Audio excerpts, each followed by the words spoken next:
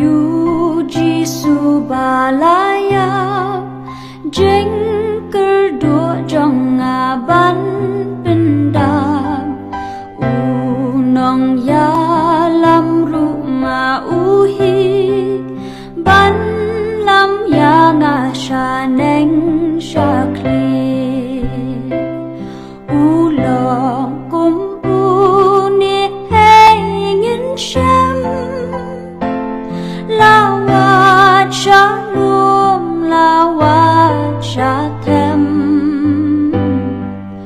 ulok ban yai ne kat ba em ha shi tom baro ban hakem jing ut ka min siem ei ban snap ha ki jing khus lai ei ban rap ha jin jar ba ei ban snolem kum uni lok ba nga la shem ulong kum uni hey ngin shem lawat shalom lawat shatem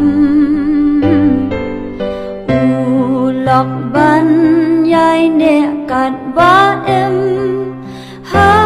shi tom baro ban hakem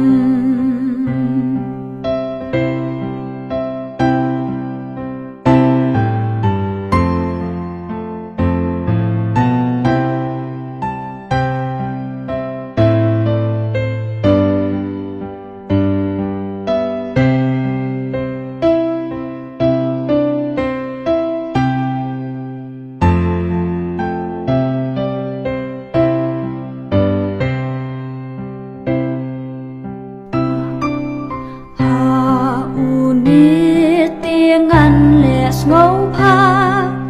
ya u ngan shakri kan bala ki nong shun la ki ker sau dong yu trai jong a kim la bin mong u lo kum u ni hey ngin shem